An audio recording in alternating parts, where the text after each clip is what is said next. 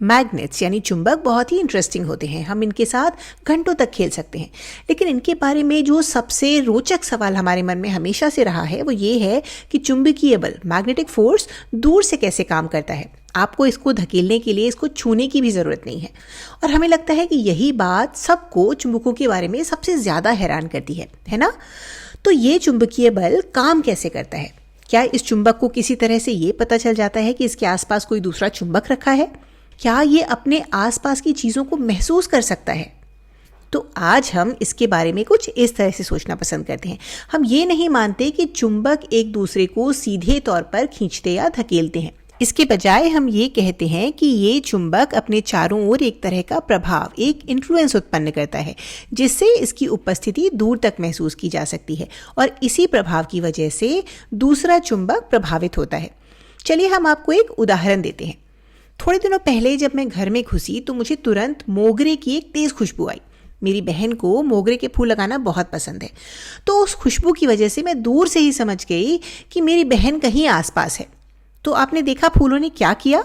फूलों ने पूरे घर में एक तरह की खुशबू फैला दी, जिससे उनकी उपस्थिति मुझे महसूस हो रही थी।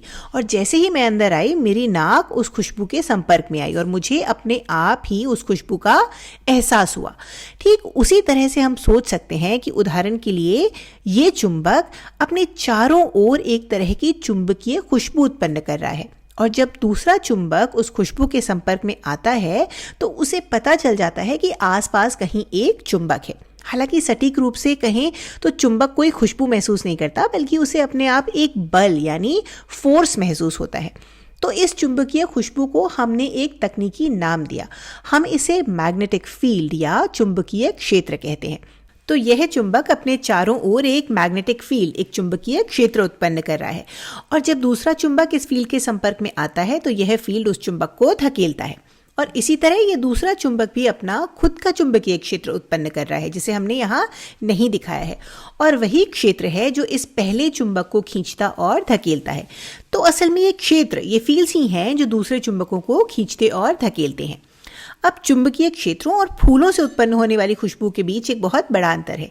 देखिए, जिसे हम खुशबू कहते हैं वह असल में फूल के द्वारा फैलाए गए कुछ अणु होते हैं जो हवा में मिल जाते हैं और जब ये कण हमारी नाक में जाते हैं तो हमें खुशबू आती है। लेकिन यहाँ चुंबक हवा में कोई कण नहीं फैला रहे हैं, कोई कण कहीं नहीं जा रहा है, लेकिन फिर भी उनका चुंबकीय क्षेत्र उपस्थित है।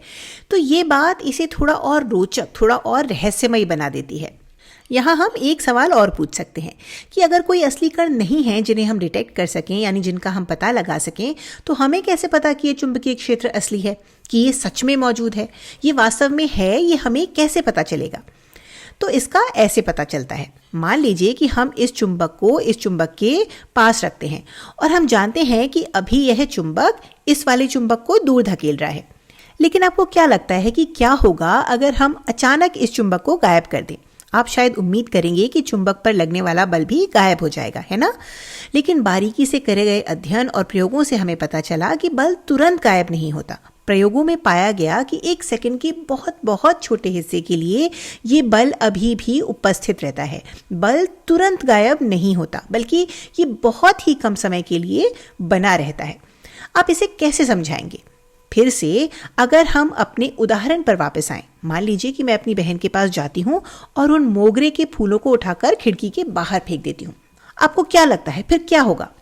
अब मेरी बहन मुझ पर काफ़ी गुस्सा होगी, वो तो अलग बात है, लेकिन उसके अलावा क्या आपको लगता है कि कमरे से मोगरे की खुशबू तुरंत गायब हो जाएगी?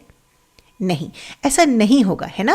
उन फूलों के जाने के बाद भी वो खुशबू कुछ देर तक कमरे में मौजूद रहेगी। उसकी मौजूदगी कुछ देर तक महसूस की जा सकेगी। आपने शायद कभी ऐसा देखा भी हो। तो ठीक इसी तरह यहाँ भी ये चुंबक अपने चारों ओर अपना खुद का चुंबकीय क्षेत्र बना रहा है। अब जब हम इस चुंबक को गायब कर देते हैं तो इसका क्षेत्र तुरंत गायब नहीं होता। इसका क्षेत्र बहुत कम समय के लिए बना रहता है। अब ये समय बहुत कम होता है, शायद 1 नैनो सेकंड का भी कुछ हिस्सा, कुछ ऐसा जिसे हम शायद अपने प्रयोगों में डिटेक्ट भी नहीं कर पाए। लेकिन इससे कोई फर्क नहीं पड़ता। ये बहुत ही कम समय के लिए रहता तो है ही, और उसी समय के दौरान ये दूसरा चुंबक अभी भी पहले चुंबक की उपस्थिति को महसूस कर सकता है।